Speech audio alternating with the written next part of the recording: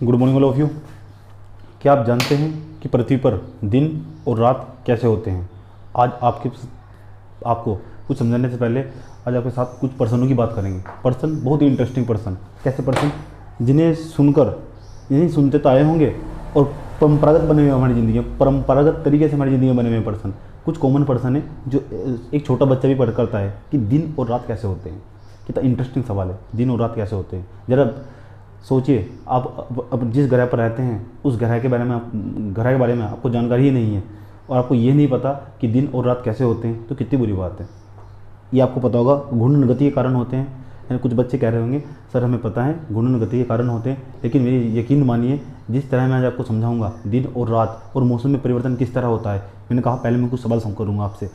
पहले, दिन और रात कैसे होते हैं। दूसरा, कितना इंटरेस्टिंग सवाल है, दिन कैसे होगा रात कैसे होगा। 12 घंटे दिन 12 घंटे की रात कैसे होती है। अगर लंदन में रात हो रही हो तो फिर यहाँ भारत में दिन कैसे होता है, इसकी अवधि में कितना अंतर पाया जाता है। जरा सोचिए कितना इंटरेस्टिंग सवाल होंगे, है ना जी। जरा सोचिए ना, सोचने की बात देखिए। और इसके बाद मैंने कहा दिन और रात के अलावा कि हम ये समझने की कोशिश करेंगे जो पृथ्वी और सूर्य की जो किरणें होती हैं आपको किस तरह और समझाने की कोशिश करेंगे कि किस तरह 21 जून को सूर्य की किरणें कर्क रेखा क्या होती है, मकर रेखा क्या होती है, उत्तरी गोलार्ध किसे कहते हैं, दक्षिणी गोलार्ध किसे कहते हैं, विषुवत रेखा क्या होती है, समझे।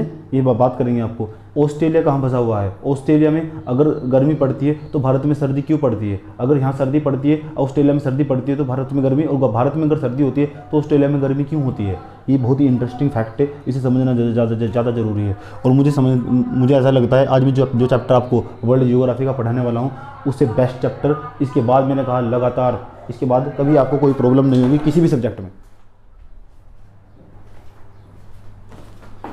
तुम बात कर रहे थे कि इसकी पृथ्वी की गति को बात कर रहे थे कि पृथ्वी अगर गति करना बंद कर दे तो क्या होगा, है ना। पृथ्वी जो होती है सूर्य के पास सबसे नज़दीक कब होती है, वह कौन सी डेट है जिस दिन पृथ्वी सूर्य के सबसे नज़दीक पाई जाती है। वह कौन सी डेट है, कौन सी तारीख है वो, है ना, जिस दिन पृथ्वी सूर्य के सबसे दूर पाई जाती है। उस तारीख पर आपके साथ बात करेंगे बहुत अच्छे तरीके से। यानी इससे संबंधित चैप्टर का नाम है दिन और रात और मौसम में परिवर्तन या पृथ्वी की गतियाँ। सबसे पहले चैप्टर का नाम लिखिए आप, चैप्टर नंबर 2। आज हमारा चैप्टर नंबर 2 स्टार्ट हुआ। ये आपका चैप्टर नंबर 2 है, पृथ्वी की गतियाँ। यानी पृथ्वी की गतियाँ या मौसम में परिवर्तन, पृथ्वी की गतियाँ या मौसम में परिवर्तन। अगर आप चैप्टर लिखना चाहें तो चैप्टर का नाम लिख सकते हैं पृथ्वी की गतियाँ या मौसम में परिवर्तन। इससे बेस्ट आपके लिए कुछ भी हो नहीं सकता है, समझे। कुछ बच्चे कह रहे थे सर आप नोट्स नहीं बनवा रहे हैं। मैंने कहा इसमें नोट्स बनवाने लायक कुछ है ही नहीं, समझे। तो आपको नोट्स बनवाने की कोई ज़रूरत ही नहीं है। इसमें सबसे बेस्ट काम होता है कि आप मुझे सुनिए और सुनने के बाद लगातार उसे लिखते चले जाइए। जितना भी फैक्ट आपकी समझ में आया उसे देखिए, जो मैं चित्र बनाता हूँ उसे साथ साथ अपने नोट्स बनाइएगा और बार बार उसे रिपीट कीजिएगा। रिपीट करने की आपको ज़रूरत ही नहीं पड़ेगी। वीडियो को आप 5 बार देख सकते हैं। 5 बार देखने तक कि आपको संस्थान के द्वारा सुविधा दी गई। इससे बेस्ट क्या हो सकता है। मैंने कहा जिस तरह मैं समझाऊंगा उसके बाद आपको एक भी पर्सन में कभी भी कोई प्रॉब्लम नहीं होगी, समझे। रटने से बढ़िया है कि आपने अब तक यही सुना होगा दिन और रात पृथ्वी घूर्णन गति के कारण होते हैं, लेकिन जब मैं आपको इसकी स्पीड बताऊंगा और किस प्रकार की गति पाई जाती है तब आप सुनकर हैरान हो जाओगे, समझे। अब तक इस तरह का जो भूगोल ना तो आपने पढ़ा होगा ना देखा ही होगा। भूगोल पढ़ने लायक विषय है ही नहीं। भूगोल पूरी तरह कल्पनाओं पर आधारित विषय है। जो आप भूगोल पढ़ते हैं यह पूरी तरह कल्पनाओं पर आधारित होता है। कल्पनाएं, जो बच्चा जितनी अच्छी कल्पना करता होगा उसका भूगोल सब्जेक्ट उतना ही अच्छा होगा, और जिसका भूगोल अच्छा होगा उसका हिस्ट्री ऑटोमेटिक समझ में आने लगेगा। हिस्ट्री, क्योंकि एक सब्जेक्ट से अनेक प्रकार के लिंक पाए जाते हैं। इकोनॉमिक्स उसका बहुत अच्छा, सभी सब्जेक्ट भूगोल से जुड़े हुए हैं। अगर आप भूगोल को डिनाई कर देंगे तो आपके सभी सब्जेक्ट कमज़ोर पड़ने लगेंगे, आपका आत्मविश्वास कमज़ोर हो जाएगा। अगर आप भूगोल को डिनाई कर सकते हैं तो प्लीज़ मेरा आपसे रिक्वेस्ट है भूगोल को डिनाई ना करें। ये पढ़ने का विषय है ही नहीं, समझने का विषय है। That is a scientifical subject. ये एक प्रकार का वैज्ञानिक विषय है, तो आप इससे मुंह नहीं मोड़ सकते, इसके बिना आप सर्वाइव नहीं कर सकते। तो जब किसी सब्जेक्ट की महत्वता इतनी ज़्यादा बढ़ जाती है तो मुझे लगता है उससे बेस्ट कोई सब्जेक्ट हो ही नहीं सकता। एक सब्जेक्ट का अलग अलग प्रकार से इसका डायमेंशन पाया जाता है। अगर आप कहीं भी कोई भी न्यूज़ आती है और आप उस घटना के उस स्थान के लोकेशन के बारे में जानते हैं तो ऑटोमेटिक अंदर से सेटिस्फाई यानी संतुष्टि भरा प्रतीत होते हैं।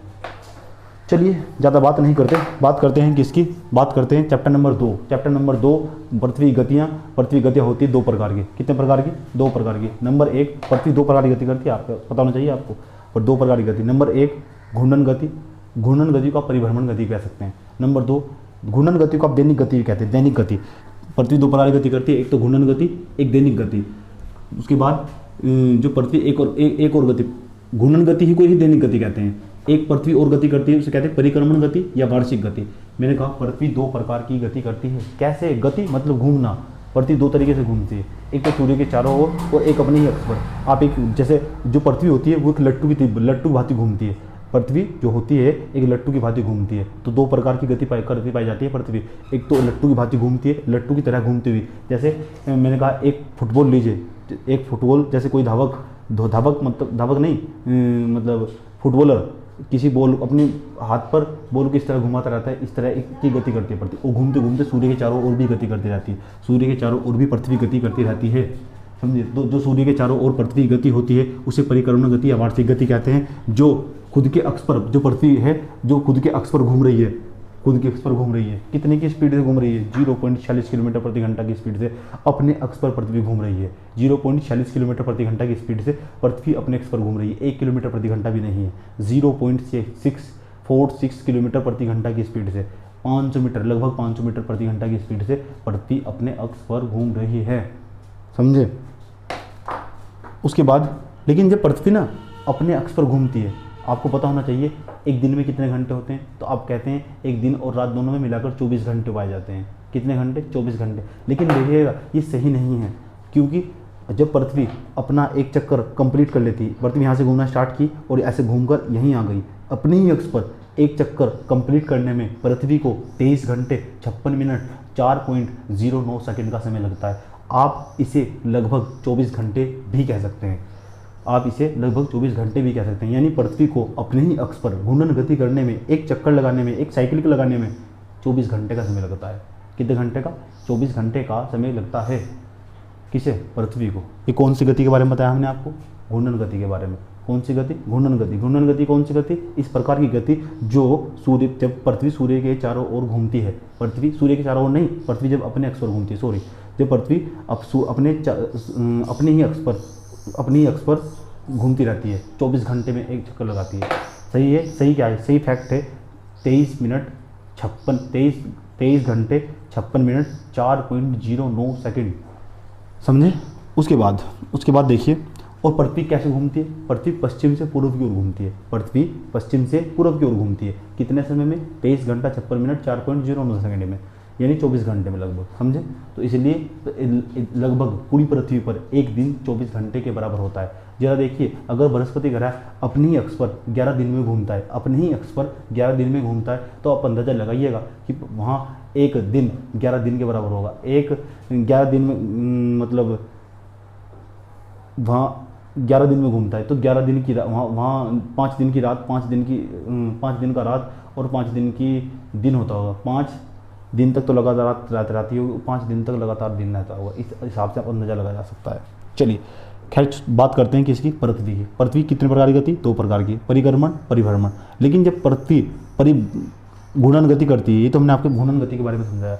जब पृथ्वी घूर्णन गति करती है तो 23 मिनट 56 सेकंड 4.09 सेकंड, समझे, पाया जाता है। उसके बाद बात करते हैं पृथ्वी की परिक्रमण गति की। परिक्रमण गति मतलब वार्षिक गति, मतलब एक साल में पृथ्वी जब सूर्य के चारों ओर घूमती है, पृथ्वी को जब अपना एक चक्कर, पृथ्वी जब अपना एक चक्कर कंप्लीट करती है, पृथ्वी जब अपना एक चक्कर कंप्लीट करती है, सूर्य के चारों ओर घूमती है, तो सूर्य के चारों ओर घूमने वाली गति परिक्रमण गति या वार्षिक गति कहलाती है। और जब पृथ्वी सूर्य के चारों ओर घूमते घूमते लगभग इसे 356 दिन, कितने? 356 कितने दिन लगते हैं इसको? 356 दिन 5 घंटे 48 मिनट 46 सेकंड। 356 दिन 356 दिन 365 दिन 5 घंटे 48 मिनट और 46 सेकंड का समय लगता है पृथ्वी को अपनी एक चक्कर लगाने में। इसे लगभग 365 दिन कह सकते हैं।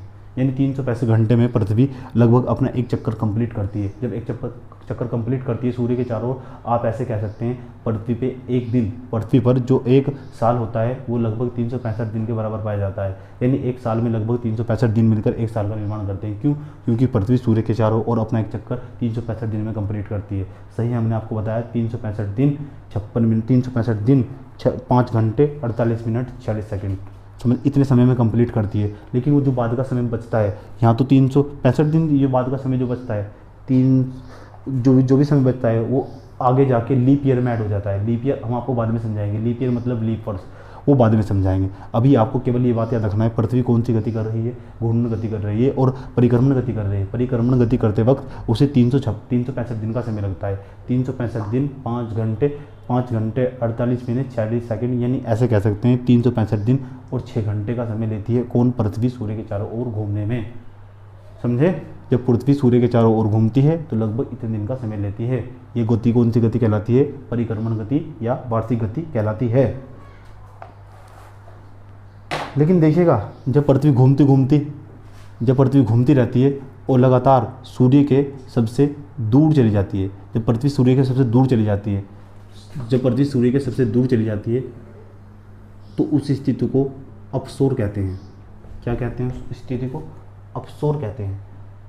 अपशोर, जब पृथ्वी सूर्य के पास घूमती घूमती सबसे दूर चली जाती है। ऐसा नहीं है कि पृथ्वी लगभग समान दूरी पर घूमती है। एक समय ऐसा आएगा कि पृथ्वी सूर्य के, एक डेट ऐसी आएगी, वो डेट आपको याद रखनी है। पृथ्वी घूमती घूमती सूर्य से काफ़ी दूर चली जाती है और जिस दिन पृथ्वी घूमते घूमते सूर्य से ज़्यादा दूर चली जाती है ऐसा कब होता है, ऐसा होता है 4 जुलाई को। आपको ये याद रखना है। और कितनी दूर चली जाती है, 14.70 करोड़ किलोमीटर। ये दूरी आपको याद नहीं रखनी। मैंने कहा अगर आपको पीसीएस और यूपीएससी क्लियर करना है तो इसके लिए लगभग आपको ये दूरी याद नहीं रखनी। मैं आपको बताऊंगा कौन कौन से फैक्ट आज याद रखने होते हैं, कितने फैक्ट याद रखने की आवश्यकता है आपको। लगभग 14.70 करोड़ किलोमीटर की दूरी पर चली जाती है जब पृथ्वी सूर्य से दूर चली जाती है। पृथ्वी की इस स्थिति को अपसोर स्थिति कहते हैं। कौन सी स्थिति, अपसोर। पृथ्वी जब दूर चली जाती है सूर्य से, इसे अपसोर कहते हैं। अपसोर बिंदु 4 जुलाई को होता है। कितने जुलाई को, 4 जुलाई को। पृथ्वी कितनी दूर चली जाती है, 14.70 करोड़ किलोमीटर, लगभग 147 मिलियन। समझ में आया। उसके बाद जब पृथ्वी, एक समय ऐसा आएगा पृथ्वी घूमते घूमते सूर्य के सबसे नज़दीक चली आएगी। जिस दिन में सबसे, ये 15 करोड़ है, सॉरी 1 मिनट इस हटाइए, लिखिए यहाँ 15.20 करोड़ किलोमीटर, 20 करोड़ और इसलिए 14.70 करोड़ किलोमीटर। एक समय ऐसा आएगा पृथ्वी घूमते घूमते सूर्य के सबसे नज़दीक आ जाएगी और जिस दिन भी पृथ्वी घूमते घूमते सूर्य के सबसे नज़दीक आ जाएगी तो आप याद रखिएगा उस स्थिति को उपसौर कहते हैं। और ये 3 जनवरी को होता है। कितनी जनवरी को, 3 जनवरी को। समझ में आया। उसके बाद ये हमारे कुछ फैक्ट थे जो मैंने आपको समझाए। अब हम आपको कुछ और समझाएंगे। जो फैक्ट आपको समझाएंगे अब थोड़ा ध्यान लगाकर समझना होगा, बहुत ही ध्यान लगाकर आपको समझना होगा क्या समझाने वाले हैं सर। आप ज़रा सोचिए, 1 मिनट ज़रा सोचिए। अगर पृथ्वी घूर्णन करना बंद कर दे, पृथ्वी घूर्णन करने से क्या होता है, पृथ्वी के घूर्णन करने से पृथ्वी पर दिन और रात होते हैं। कैसे होते हैं ये भी आपको समझाने वाले हैं। और क्या होता है, अगर पृथ्वी घूमना बंद कर दे तो ज्वार आनी बंद हो जाएगी। अगर ज्वार भाटाएँ देखी होंगी आपने समुद्र में किस तरह लहरें उठती हैं, वे आनी बंद हो जाएगी। अगर वे आनी बंद हो गई तो आप याद रखिए पृथ्वी पर अगर ज्वार ना आए तो आप याद रखिएगा ज्वार ना आए तो बाढ़ जैसी स्थिति या अनेक प्रकार से आप ऐसे कह सकते हैं बिजली नहीं बन पाएगी, क्योंकि उन जो ज्वार आती हैं उनसे हम टरबाइन चलाकर बिजली का निर्माण करते हैं कुछ क्षेत्रों में। तो आप बिजली बनानी बंद कर देंगे तो आपको बहुत ज़्यादा नुकसान हो जाएगा अगर पृथ्वी घूर्णन करना बंद कर दे। दूसरा सबसे बड़ा फैक्ट, अगर पृथ्वी घूर्णन यानी गति करना बंद कर दे, अपने एक्स पर घूमना बंद कर दे तो पृथ्वी पर चलने वाली हवाएं बंद हो जाएगी। जी हाँ, पृथ्वी में चलने वाली हवाओं का कारण, पवनों का कारण, एक मुख्य कारण पृथ्वी की घूर्णन गति है। पृथ्वी की घूर्णन गति के कारण ही हवाओं का निर्माण होता है और ये हवाएं मिलकर आपको ऑक्सीजन, वायु ये सब प्रदान करती है। अर्थात ऐसे कह सकते हैं पृथ्वी पर जीवन का तहस नहस हो जाएगा, अर्थात पृथ्वी पर जीवन अंत हो जाएगा। समझ गए। उसके बाद क्या होगा, ऐसा होने से जो पृथ्वी का आकार आपको चपटा दिखाई देता है, अगर पृथ्वी घूमना बंद कर दे तो पृथ्वी पर जो आप ध्रुवों पर उसका आकार जो चपटा दिखाई देता है वो भी धीरे धीरे उसका चपटा आकार खत्म होना स्टार्ट हो जाएगा अगर पृथ्वी घूमना बंद कर दे। क्योंकि घूमने के कारण पृथ्वी ध्रुवों पर से चपटी पाई जाती है, यानी ऐसे प्रेस करके चपटी पाई, फुटबॉल को ऐसे दबाइए ऐसी पाई जाती है, उसका आकार ऐसा पाया जाता है। चुंबकीय क्षेत्र कहा जाता है, कुछ वैज्ञानिक बताते हैं पृथ्वी के अंदर अगर चुंबकीय क्षेत्र पाया जाता है तो उसका भी कहीं ना कहीं एक कारण पृथ्वी घूर्णन गति है। और अगर ऐसा हुआ तो पृथ्वी पृथ्वी पृथ्वी अगर घूमना बंद कर दे तो पृथ्वी के पास से चुंबकीय क्षेत्र खत्म हो जाएगा। अगर चुंबकीय क्षेत्र खत्म हो जाएगा तो आप किसी वस्तु को, आप ये मार्कर है, ये जहाँ रखा है वहीं रखा रहेगा, क्योंकि पृथ्वी के अंदर से चुंबकीय क्षेत्र खत्म होने लगा है। और जैसे ही खत्म होगा तो गुरुत्वाकर्षण बल समाप्त हो जाएगा। और कहा जाता है अगर किसी भी पिंड पे अगर गुरुत्वाकर्षण बल खत्म हो जाए तो वह पिंड नहीं रह जाएगा, उससे पिंड का दर्जा छीन लिया जाएगा। समझ में आया? जैसे प्लूटो से हमने 2005 में ग्रह का दर्जा छीन लिया, इसे आप ग्रह नहीं कहेंगे क्योंकि यहाँ जीवन अस्त व्यस्त हो जाएगा। इसलिए आप और हम मिलकर रिक्वेस्ट करते हैं कि पृथ्वी की गति ना रुके। समझे? ये हमने आपको बताया कि पृथ्वी की जो घूर्णन गति होती है अगर वो रुक गई तो क्या होगा। समझे? और बताइए सर, और बताते हैं आपको। 3 जनवरी आपको याद रखनी है। 3 जनवरी को पृथ्वी की स्थिति को उपसौर कहते हैं और 4 जुलाई को पृथ्वी की स्थिति को अपसौर कहते हैं।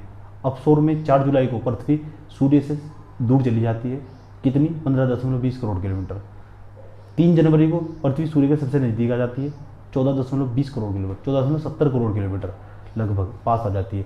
पास आने वाली स्थिति को उपसौर, दूर जाने वाली की स्थिति को अपसौर कहते हैं। अप माने दूर होता है, दूर होना। समझे? उसके बाद अब क्या समझाने वाले, अगर आपको जो मैं समझाने वाला हूँ, अगर आप वो समझना चाहते हैं कि पृथ्वी पर सभी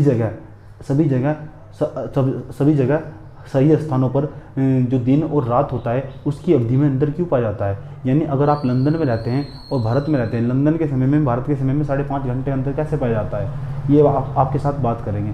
यानी अगर ऑस्ट्रेलिया में अगर गर्मी पड़ रही है तो भारत में सर्दी क्यों पाई जाती है। यदि भारत में सर्दी पड़ रही है तो ऑस्ट्रेलिया में सर्दी क्यों पाई जाती है। अगर ब्राज़ील में ठंड पड़ रही है तो भारत में गर्मी क्यों पाई जाती है। आप बात करेंगे मेरे साथ अच्छे तरीके। अगर आपको ये समझना है, इससे पहले आपको मेरे साथ कुछ छोटे पृथ्वी से संबंधित कुछ महत्वपूर्ण बिंदु आपको याद रखने होंगे। आइए पृथ्वी से संबंधित कुछ महत्वपूर्ण बिंदु बताता हूँ जो आपको पता होना चाहिए। इंपॉर्टेंट पॉइंट है कुछ, आइए देख लेते हैं जो आपको याद करने होंगे। याद करने मतलब समझने होंगे मेरे साथ। Important point.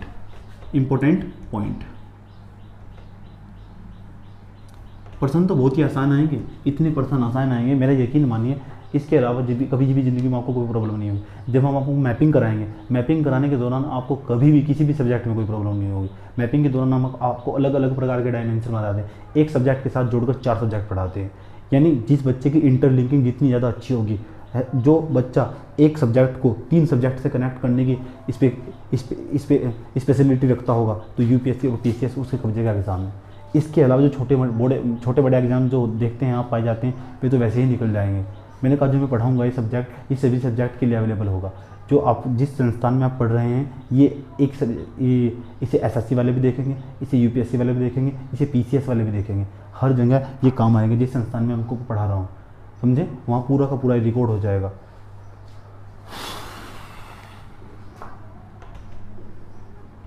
इंपॉर्टेंट पॉइंट समझाइए सर। इंपॉर्टेंट पॉइंट समझते हैं। ये आपकी पृथ्वी है, मान लेते हैं पृथ्वी है पहले। समझे? मानने में क्या जाता है पृथ्वी, जब ये पृथ्वी, ये आपका अर्थ है। अर्थ मतलब पहली बात आप याद रखिए, पूरी पृथ्वी को कुछ अक्षांश रेखाओं में बांटा गया है। अभी आपको अक्षांश रेखा नहीं पढ़ा है, अगला चैप्टर पढ़ाएंगे।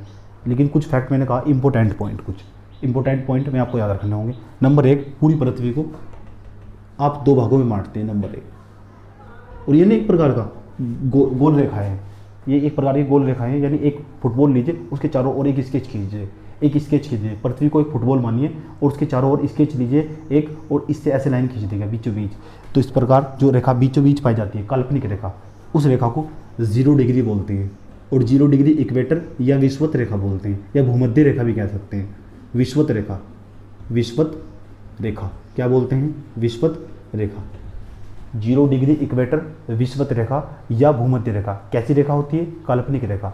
समझे? ये मैंने आपको अभी अच्छी तरह समझाया कि विषुवत रेखा, 0 डिग्री विषुवत रेखा, भूमध्य रेखा या 0 डिग्री इक्वेटर या विषुवत रेखा कहा जाता है जो 0 डिग्री अक्षांश से, ये 0 डिग्री अक्षांश से। इतनी बात आपको समझ में आई? ये आपकी पृथ्वी है, जिस पृथ्वी पर आप रहते हैं उसमें 0 डिग्री अक्षांश है, इसे भूमध्य रेखा भी कहते हैं। आपको नाम याद करना ही होगा, आप इसे भूमध्य रेखा भी कह सकते हैं। भूमध्य रेखा, अगर आप नाम याद नहीं करेंगे तो आपको कुछ नहीं होगा, आप नहीं पढ़ पाएंगे। मध्य रेखा, भूमध्य रेखा कह सकते हैं। भूमध्य रेखा कहिए, ये 0 डिग्री इक्वेटर कहिए, या 0 डिग्री विषुवत रेखा भी कह सकते हैं। विषुवत रेखा, समझे? विषुवत रेखा पर हमेशा 12 घंटे का दिन 12 घंटे की रात पाई जाती है। अभी बात करेंगे कुछ देश जो आप देखते हैं, एशिया, अमेरिका, यूरोप, ऑस्ट्रेलिया, दक्षिणी अमेरिका, अफ्रीका, इस तरह के, जीलैंड एक नया है 8वां महाद्वीप पाया जाता है। इस तरह ये ना पूरी पृथ्वी पे कुछ महाद्वीप ऐसे हैं जो पृथ्वी पर ऊपर बसे हैं, कुछ नीचे बसे हुए हैं, और महाद्वीप के अंदर देश पाए जाते हैं। जैसे एशिया के अंदर लगभग 52 देश पाए जाते हैं, 52 से ज़्यादा भी हो सकते हैं, मुझे जानकारी नहीं है। अभी बात आपको जो मैप पढ़ाएंगे तब तो आपको जानकारी देंगे। एशिया हुआ और आपका अमेरिका हुआ। अमेरिका 2 प्रकार के हैं, एक उत्तरी अमेरिका, एक दक्षिणी अमेरिका। तो आपको बात करेंगे कुछ देश इस विषुवत रेखा के उत्तर में बसे हैं, कुछ देश विषुवत रेखा के दक्षिण में बसे हैं। सर भारत कहाँ बसा है? भारत उत्तर में बसा है, समझे। अधिकांश देश विषुवत रेखा के उत्तर में ही बसे हैं, अधिकांश देश इस विषुवत रेखा के या भूमध्य रेखा के उत्तर में ही बसे हैं। कुछ देश कम देश, बहुत ही कम देश इसके नीचे बसे हैं। अधिकांश देश, भारत की स्थिति भी यही है, उत्तरी पूर्वी गोलार्ध में। अभी बात करेंगे बाद में, लेकिन आपको पता होना चाहिए, मैंने कहा भूमध्य रेखा के कुछ देश इसके ऊपर बसे हैं, कुछ देश इसके नीचे बसे हैं। जैसे आपको नाम बताऊंगा कि ऊपर उत्तर की ओर बसने वाले देशों के कुछ नाम बताता हूँ। जैसे आप देखिए यूरोप, पूरे यूरोप के अंदर 27-28 देश आएंगे, लगभग 27-28 देश ऊपर उत्तरी गोलार्ध में बसे हैं। ऊपर वाला भाग 0 डिग्री रेखा के ऊपर का जो भाग है उसे आप कहते हैं उत्तरी गोलार्ध। क्या बोलते हैं? उत्तरी गोलार्ध। नोट्स बनाते चलिएगा, उत्तरी गोलार्ध,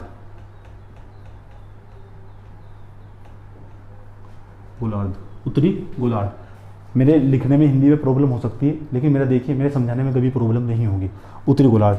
विषुवत रेखा के दक्षिण में जो भी देश पाए जाते हैं उसे दक्षिणी देश पाए जाते हैं, यानी विषुवत रेखा के नीचले वाले भाग को, ये नीचले वाला आधा गोला दिखाई देता है, इसे बोलते हैं दक्षिणी गोलार्ध।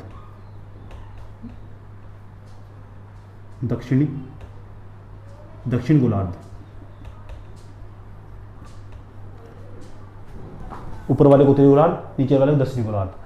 उत्तरी गोलार्ध में बसने वाले कुछ देशों के नाम बताता हूँ आपको। यूरोप हुआ, पूरा एशिया हुआ। एशिया के अंदर जापान आएगा, रूस आएगा, चाइना आएगा, इंडिया आएगा, कजाकिस्तान आएगा, किर्गिस्तान आएगा, और आपका अफगानिस्तान आएगा, पाकिस्तान आएगा, ईरान आएगा, और ये यूराल पर्वत से इधर के जितने भी देश होते हैं सारे के सारे इसके एशिया के अंदर आएंगे, उत्तरी गोलार्ध में बसे हैं। पूरा यूरोप भी इसके अंदर ही चला आएगा।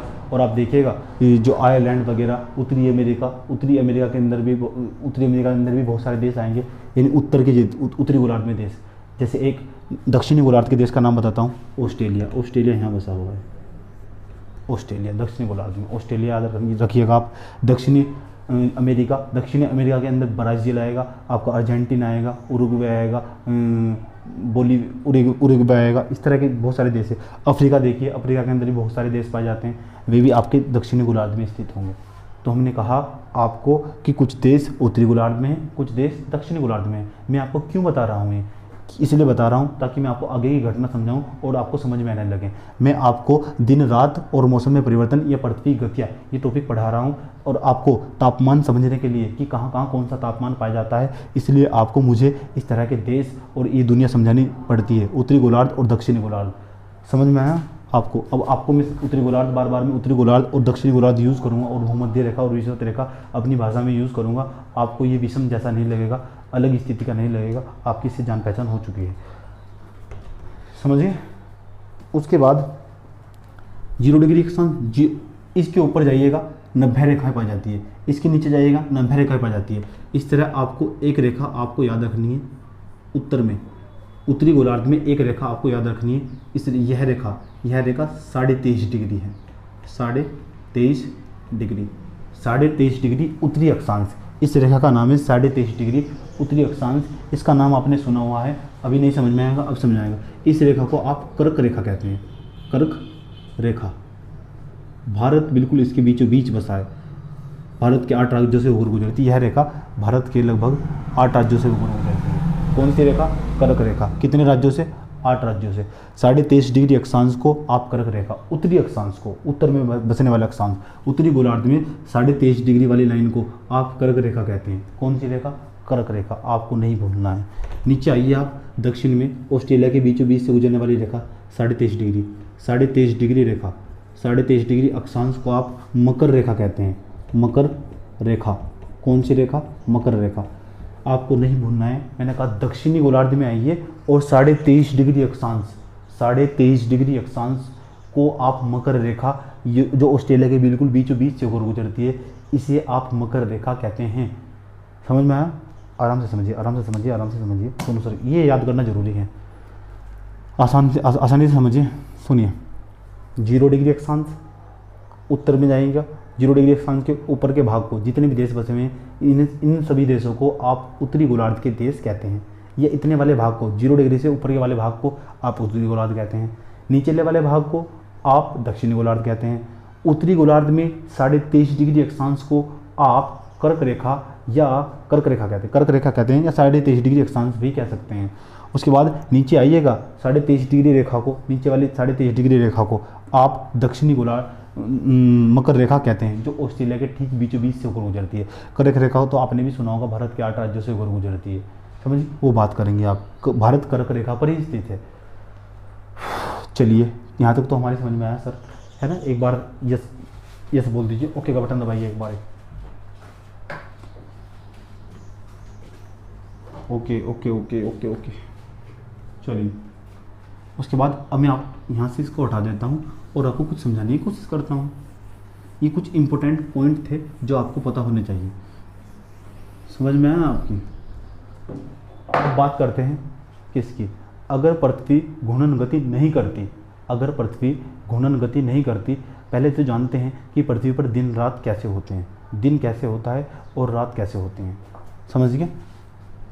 कैसे समझाऊं? आइए देखते हैं।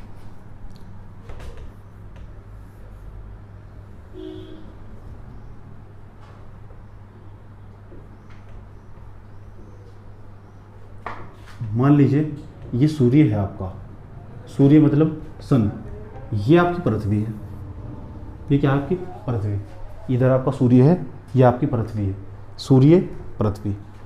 अब देखिए, मान लेते हैं कि पृथ्वी घूमती नहीं है, मान लेते हैं पृथ्वी घूमती नहीं है। जरा एक बात बताइए, जब सूर्य का प्रकाश पड़ रहा होगा तो सूर्य का प्रकाश इतने ही तो भाग पर पड़ रहा होगा। मान लेते हैं पृथ्वी कुछ देर के लिए पृथ्वी नहीं घूमती है, अगर पृथ्वी नहीं घूमती है तो जो सूर्य का प्रकाश पड़ेगा इतने भाग पर पड़ेगा। किसका प्रकाश? सूर्य का प्रकाश इतने भाग पर पड़ेगा।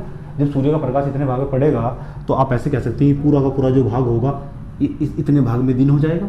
जब इतने भाग में दिन हो जाएगा, आप ऐसे कह सकते हैं इस पूरे भाग में, ये पूरा भाग दिख रहा है आपको, जितने भाग में प्रकाश पड़ रहा है इसे बोलते हैं प्रकाश वर्त। प्रकाश वर्त, जितने भाग में प्रकाश पड़ता है उसे प्रकाश वर्त कहते हैं। प्रकाश वर्त कहते हैं, जितने भाग में सूर्य का प्रकाश पड़ता है उसे प्रकाश वर्त कहते हैं। ये आपका प्रकाश वर्त है। आप ऐसे कह सकते हैं, अगर पृथ्वी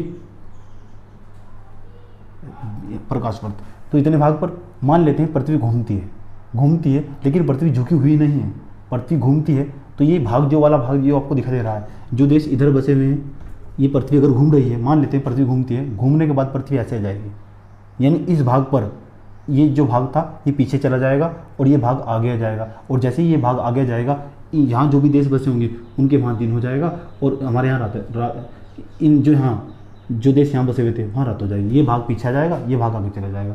इस टाइप पृथ्वी पर दिन व रात होते हैं। लेकिन अगर ऐसा होता, लेकिन पृथ्वी आपको पता होना चाहिए अपने एक्स पर 23.5 डिग्री झुकी हुई है। 23.5 डिग्री कौन पृथ्वी झुकी हुई है। पहले बात करते हैं आराम से, शांति के साथ। मान लेते हैं पृथ्वी गति नहीं कर रही है, ऐसे मान लीजिए हमने पृथ्वी बनाई, इधर सूर्य बनाया, सूर्य को एक टॉर्च मान लिया गया। जैसे सूर्य को एक टॉर्च मान लेते हैं, इसके पास से प्रकाश की किरणें चलती हैं। जब प्रकाश की किरणें इतने भाग पर पहुंचेगी तो इतने भाग पर प्रकाश पड़ता हुआ दिखाई देगा। इस तरह का आधा एक प्रकार का वर्त बनता दिखाई देगा। इस वर्त को प्रकाश वर्त बोलते हैं। अब मान लेते हैं पृथ्वी घूर्णन गति कर रही है, जैसे घूर्णन गति करेगी ये भाग घूमकर इधर आ जाएगा, तो जो देश इधर बसे हुए थे वहाँ रोशनी हो जाएगी, रोशनी मतलब दिन निकल जाएगा, और ये जो भाग इधर बसे हुए थे ये अंधेरे में पहुँच जाएंगे। यानी ऐसे कह सकते हैं इन सभी जगह 12 घंटे का दिन, यहाँ 12 घंटे का दिन, 12 घंटे बाद ये मैंने कहा पृथ्वी अपने एक्स पर घूमने में कितना समय लगेगी, लगभग 24 घंटे का। 12 घंटे बाद ये वाला हिस्सा इधर चला जाएगा और ये वाला हिस्सा इधर आ जाएगा, यानी 12 घंटे का दिन, 12 घंटे की रात, 12 घंटे का दिन, 12 घंटे की रात, 12 घंटे तक ये हिस्सा इधर रहेगा, क्योंकि पृथ्वी अपने अक्ष पर घूमने में 24 घंटे ऐसे में लेती है, तो ये हिस्सा 12 घंटे बाद घूमकर इधर आ जाएगा, ये 12 घंटे बाद इधर आ जाएगा। समझे? उसके बाद यहाँ 12 घंटे का दिन और 12 घंटे की रात, 12 घंटे का दिन, 12 घंटे की रात। ऐसा कब होता?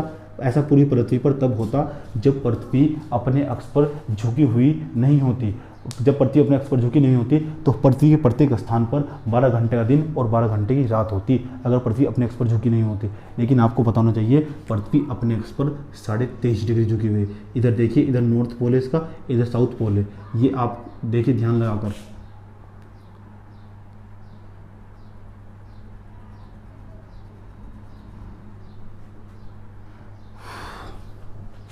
इसे मैं मिटा देता हूँ, दोबारा चित्र बनाता हूँ। ये क्या है आपकी पृथ्वी, सूर्य को टॉर्च मान लीजिए।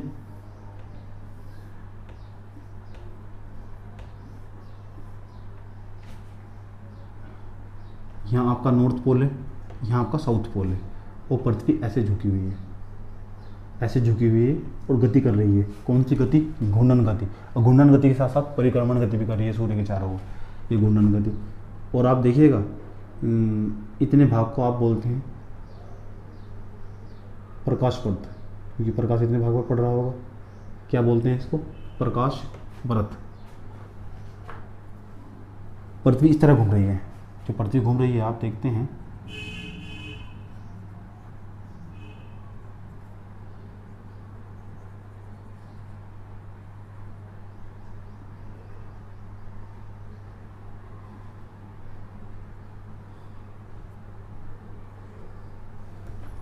ऐसे घूम रही पृथ्वी पश्चिम से पूर्व की ओर।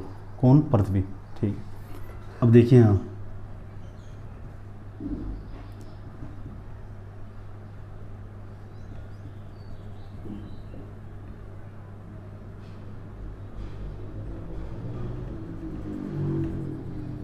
ये सूर्य, ये पृथ्वी, ये आपका सूर्य, ये रही आपकी अर्थ यानी पृथ्वी, ऐसे घूम रही है। लेकिन घूमने के साथ क्या होगा आप ध्यान से देखिएगा, यानी इस वाले भाग पर ये वाला आपको भाग दिखाई पड़ता है, ये वाला भाग, इस पूरे भाग पर जहाँ प्रकाश दिखाई पड़ता है, ये पूरे वाला भाग, पूरा भाग ध्यान से देखिएगा,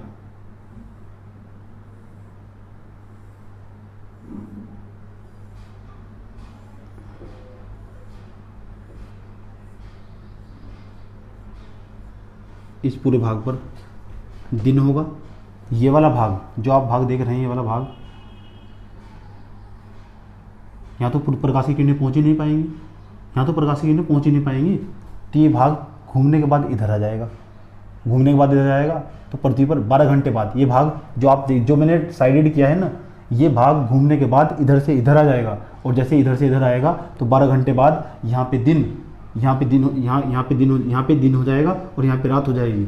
समझे? ये 12 घंटे बाद प्रक्रिया चलती रहती है। और जैसे चलती रहती है, पृथ्वी एक गति नहीं करती। क्या यहाँ हमेशा अंधेरा रहेगा? यहाँ तो देखिए अंधेरा रहेगा, लेकिन ऐसा नहीं होता, क्योंकि पृथ्वी सूर्य के चारों ओर घूमती है। घूमने के बाद यहाँ भी आएगी, पृथ्वी घूमते घूमते यहाँ भी आएगी।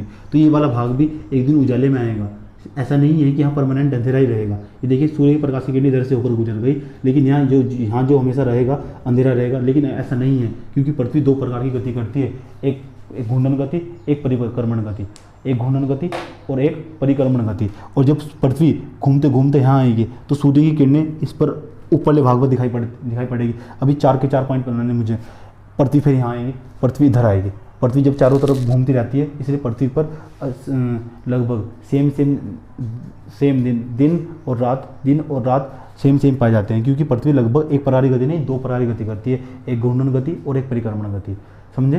तो घूर्णन गति और परिक्रमण गति। लेकिन आपको बताते हैं कि भारत में, जो भारत है उसमें जून में, मई में इसमें गर्मी कैसे पड़ती है। आपको जानना है कि मई में और जून में गर्मी क्यों पड़ती है, और दिसंबर और जनवरी में इतनी ज़्यादा ठंड क्यों पड़ती है। अगर आप जानना चाहते हैं तो आज के एपिसोड में इतना ही रखता हूँ, और मेरी मुलाकात आपके साथ कल होगी, जब मैं आपको समझाऊंगा कि भारत में अलग अलग क्षेत्र में, भारत के अलग अलग क्षेत्र में गर्मी और सर्दी और गर्मी क्यों पड़ती है। समझे? तो आप जैसे भारत में तो अगर आप ठंड पड़ रही है तो ऑस्ट्रेलिया में गर्मी क्यों होती है। समझे? अभी यहाँ गर्मी हो रही है, तो वहाँ आपके यहाँ जो ऑस्ट्रेलिया होगा, ऑस्ट्रेलिया में ठंड क्यों पड़ रही होगी, इस टाइम ऑस्ट्रेलिया में ठंड पड़ रही होगी, ऐसा किस कारण होता है। लेकिन आज नहीं, ये बताऊंगा मैं आपको कल बहुत अच्छे तरीके से, गहन तरीके से। आज आपको बस इतनी ही बातें याद रखनी है। आज आपको जो हमने समझाया इसे आत्मसात कर लीजिएगा, नोट्स बनाते चलिएगा। इसके बाद जीवन काल में कभी भूगोल में प्रॉब्लम नहीं होगी। और इसके बाद हम ये तो आपका चैप्टर समाप्त होने के बाद जैसे ही अगला चैप्टर आएगा, अगले चैप्टर के बाद हम पर्सनों की भरमार शुरू कर देंगे। जितनी भी आपको 2 या 3 चैप्टर पढ़ाए हैं इससे संबंधित पेपर में, यूपीएससी के और पीसीएस के पेपर में जितने भी पर्सन आएंगे सब की चर्चाएँ आपके साथ करने वाले हैं। आपको कभी भी घबराने की कोई ज़रूरत नहीं है, समझे। आज के एपिसोड में इतना रखते हैं, धन्यवाद। इंतजार कीजिए कल कि जानिएगा कि किस तरह अगर भारत में गर्मी पड़ रही है, गर्मी का मौसम हो रहा है, तो वहाँ सर्दी का मौसम ऑस्ट्रेलिया में क्यों हो रहा होगा, ये कल की वीडियो में आपको बताएंगे। आज के लिए इतना ही, इजाज़त दीजिए, धन्यवाद, जय हिंद।